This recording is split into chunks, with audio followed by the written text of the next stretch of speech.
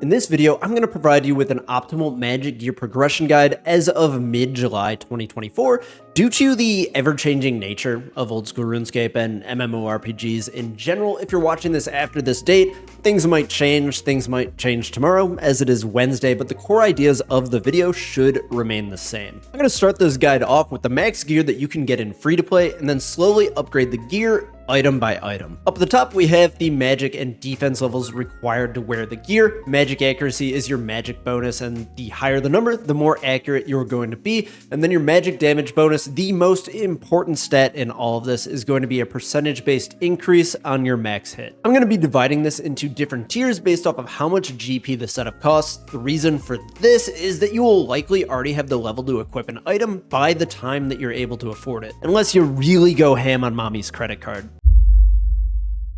Our first upgrade of the video is going to be the Zerakin robes, also known as the salad robes. They are not very good, but they are extremely cheap, and they will give us some more magic accuracy. In a similar vein, we're going to get some mystic gloves and boots. These are going to raise the requirements, and they do give us a little bit of accuracy, but they only cost 6k a piece, so you might as well get them. Next, we're going to get the Mage Arena 1 cape. This does give us 10 magic accuracy, and you can get unlimited new capes for free after completion of the mini quest. You get the Lunar Ring for 2 magic accuracy from the Lunar Diplomacy quest. It is free, and then you can also get a free blessing from the Kurin Favor. The one pictured on screen is for the Elite Diary. You won't have the stats to get it now, but it does give you 2 prayer points. Next up, if you do have 75 magic, you want to get your hands on the Trident of the Seas as soon as humanly possible. It has a built-in spell, which is 4 tick, which can do devastating damage to your enemies. Next, you might as well get your hands on an Amulet of Glory. It has the same magic offensive bonuses as the Amulet of Magic, but it does give you some defense, prayer, and strength bonus as well. Next, we're going to get the Book of Darkness. It costs about 45k to unlock these permanently. Then you can get unlimited of them for free at the Lighthouse. This is going to give us 10 magic accuracy. These are great because you can lose them in the wilderness, and it doesn't matter at all. Next up, we're going to get our Imbued God Cape. If your gear looks like this, you might not be able to get this yet. I do recommend going for this once you have 80 magic. It's just going to make it a lot easier for you. This is going to give us 5 additional magic accuracy, but the big thing with this is that it's our first item that's going to give us a magic damage bonus of 2%, which is absolutely massive for a free item. But wait, there's more, and it's Bloodbark. Bloodbark gives more magic bonus than Mystic and has more defense than Arams. Switching from Salad Robes to Bloodbark gives us an additional 29 magic accuracy. The hat, robe top, and robe bottoms all give 1% magic damage each. They also increase the percentage of a health healed with blood spells as an added bonus. For the price, this is one of the best early game upgrades that you can buy. The upgrade that I really wanted to get for this part is a little bit out of budget, so we're just going to continue our Bloodbark with the gloves and boots, which gives us a tiny little magic accuracy bonus, and we're going to immediately replace those gloves with Barrow's gloves, which gives us another 2 magic accuracy, but these are great for all other attack styles as well. Ancient Scepter diverges magic into 2 similar but different attack styles. We're going to have our charge staff like the Trident that do more straight DPS, but then we also need a second weapon that is used for the Ancient Spellbook.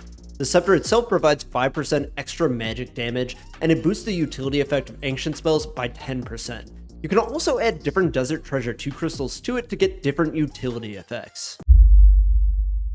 First up, we got the Occult Necklace in the 5 mil tier. It is absolutely filthy. For 744k, we get 5% magic damage bonus. It used to be 10, but even with 5 is one of the best magic items in the game and is going to be our best in slot for the necklace slot. It's almost always better to upgrade your weapon before you upgrade your armor.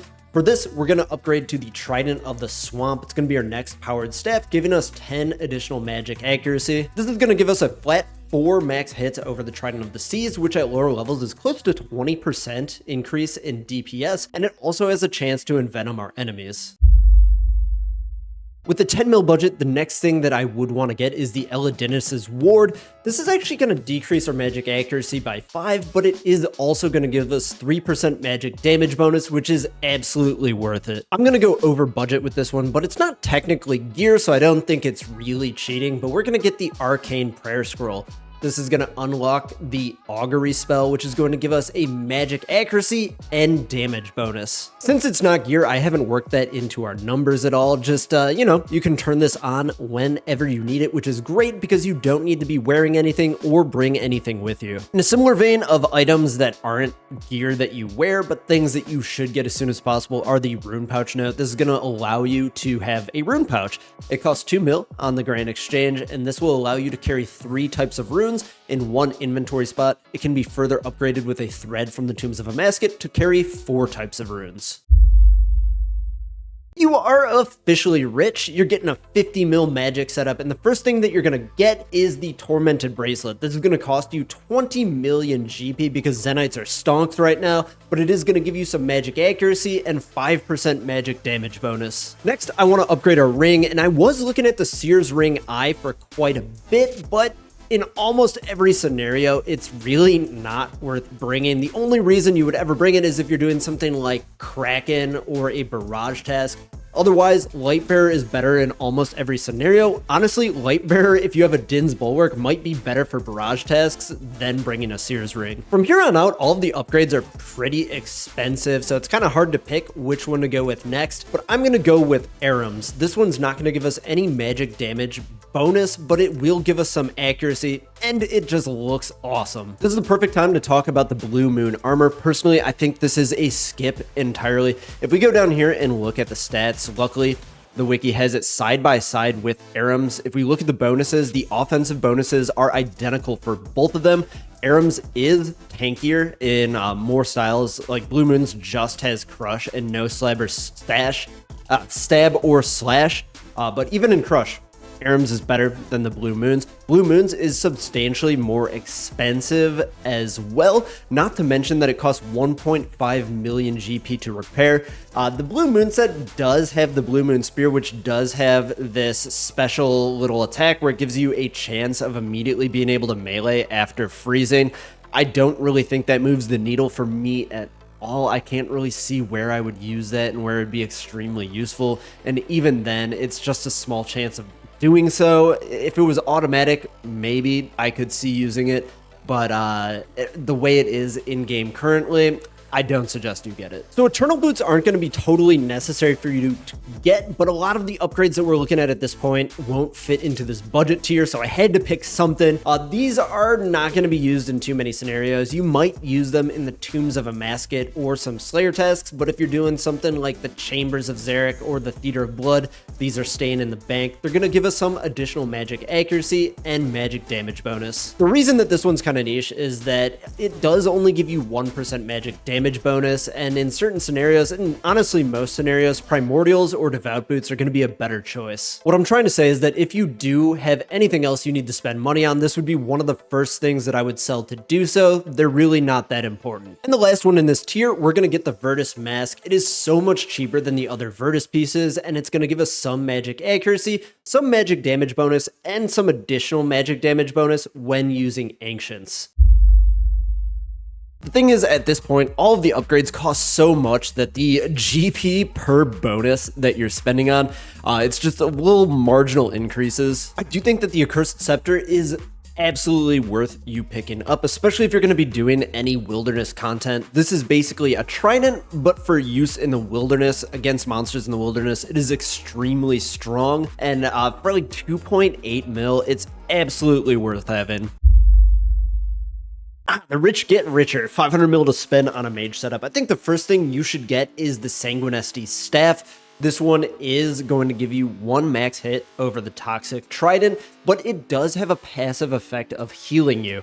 A little bit more damage, and getting some heals is extremely nice in a lot of the places that you use this, like solo Chambers of Zarek, or just regular Chambers of Zarek, or the Nilo room of the Theater of Blood. It's just a really nice utility to have. Also, we're going to cop ourselves the Virtus Robe Top. I was tired of looking at our mismatched magic setup. It just looks disgusting, right? So just looking better is a huge bonus of this one, but it also gives us some magic accuracy, magic damage bonus, and a ton of magic damage bonus if we're using Ancients. This is the tier where things kind of diverge into buying gear based off of the content that you want to do. So the Toxic Staff of the Dead, I'm not adding this to our main picture for one reason and one reason only. This is a fantastic buy for two specific scenarios. If you are a freezer for the Theater of Blood, this is going to give you 15% damage bonus, which is massive when freezing the crabs. It's a really good item to have for that, and it's also really good for PKing. If you're not doing either of those, I would skip this item because you cannot auto-cast Ancients with it. The Tome of Fire is another great one. It only costs 800k too, so it's not really that big of a deal to get even earlier in one of the earlier tiers. Probably should have mentioned it, but since we're talking about niche items based off of gameplay, this one's going to boost our fire magic damage by 10% in PVM, and then also a 50% in PvP, which is absolutely massive. There's some other circumstances where this is really good. I personally always use this one in the Chambers of Xeric for challenge modes when you're going against the Ice Demon. Hitting like high 60s is just really nice there. This one's a little situational, but I think it's definitely worthwhile. But we're going to add our Arcane to our Eladinis's ward to make the Fortified ward. This is going to give us a huge 20 magic accuracy, and then also 2 additional magic damage bonus. So the Kodai Wand's going to be situational, but I think it applies to enough situations for us to put it on here for now. If you are doing a ton of Burst or Barrage Slayer, this is a great pick. If you are maining a freeze roll in the Theater of Blood, if you're going for your Inferno Cave, if you're doing anything that casts a ton of ancient spells, the Kodai Wand is going to be the item for you. What makes the Kodai so good is that it gives us a 15% magic damage bonus, which is 3 times what we had previously for this slot. And it can auto-cast Ancients, which is just devastating. When you're on Slayer Task, you're hitting like constant mid-40s. It's awesome. It supplies you with unlimited water runes, which honestly doesn't save that much money, but it's something, I guess. And it comes with a huge magic accuracy bonus as well. If you're not doing a lot of the Slayer or any of the other circumstances that would require the Kodai Wand, I would skip this. It is a large chunk of money, and you should start buying Ancestral pieces instead. Now, this tier with an unlimited budget, we are looking to do a Shadow rebuild, but on the way there, since the Shadow costs too much, we're going to make a few upgrades. The few upgrades are the Ancestral Robes. These are going to be a small increase in DPS over the Virtus Robes. We're going to get 1 magic damage bonus each for a total of 3, adding up to 27 for the full setup. Our magic accuracy does not change as they have the same accuracy bonus as the Virtus Robes. Let's talk about the Tumican Shadow really quick. This weapon is not like the others. It costs more than double our prior setup on its own. That is a very good chunk of change, but it is completely worth it. It might look like our stats have decreased here, but let me show you something in game real quick. The Shadow has a passive effect where your magic accuracy and damage bonuses are tripled. They're even quadrupled when you're using them within the Tombs of Amasket. This makes a lot of our smaller upgrades earlier, like the boots, a lot better than when they were used with the Sang Staff. It's usually worth selling off a good chunk of your gear in order to purchase a Shadow just because it's that good. With the passive effect of rolling off of your gear though, what is worth selling because you're decreasing your DPS by doing so? First, I would bin the Eladinis's ward because the Shadow is two-handed and you can't use it anyways. Ancestral can be downgraded back to Virtus for a 9% decrease in magic damage. Your accuracy stays the same as we mentioned earlier. You could even go back to Aram's, but at that point you are sacrificing 18% magic damage and a good amount of accuracy. I did do the calcs on this though, and it is still almost an entire DPS better than Max Mage with the Sang Staff. The Kodai can be sold for pretty much any upgrade. It's really not that important unless you're doing the activities that are specifically calling for that Kodai, but I don't recommend selling off any of the smaller stuff. Things like the bracelets are just going to give you so much DPS for a low GP cost, it'd be worth just making the extra 20 mil in order to not have to sell that. And our very last upgrade of the video is going to be the Magus Ring. The reason that I've held this one for last is that it's really good with the Shadow and not that great otherwise. In most other circumstances, if you are not using the Shadow, it would be worth bringing the Lightbearer instead. But when you do have the Shadow and you can multiply both of the bonuses out, this one gives you a ton of DPS and is absolutely worth having. I did want to leave you guys with some final thoughts here. The further and longer RuneScape goes in, all of combat is getting niched out. Different items, different armors, and all of that are going to be better at different specific pieces of content. So you want to keep in mind what content you want to do and then upgrade your setup based off of that. The Kodai being upgraded where I had it in this video doesn't make sense for probably 80% of people who watch this video. And for you, if you're not doing specifically the activities that I mentioned for it, do not get it. You should get it somewhere after Ancestral, before the Shadow, and then sell it again to get the Shadow. That's when you should get that. And the same thing goes for other things like the Tamarin Scepter. If you are not doing wilderness content, it makes no sense for you to have this. If you're going to take anything away from this video, use this video as a basic guideline of the gear and what the different stats mean and how you can kind of position yourself to go forward, but also try to think critically and upgrade your gear as it makes sense for you, your account, and your playstyle. Once again, thank you guys so much for watching. I really appreciate the support. If you did like the video, make sure you like the video. Helps YouTube, it helps tell YouTube that you did like this video and that other people might too, so it'll push it out to more of them. And subscribe to the channel if you do like this type of content. I'm gonna keep putting it out a lot more regularly now. If you did notice, my background has changed here. It's kind of a work in progress because I did just move. Quite a process, but we're getting things all together and we're getting back into it. Thanks, and I'll see you in the next video.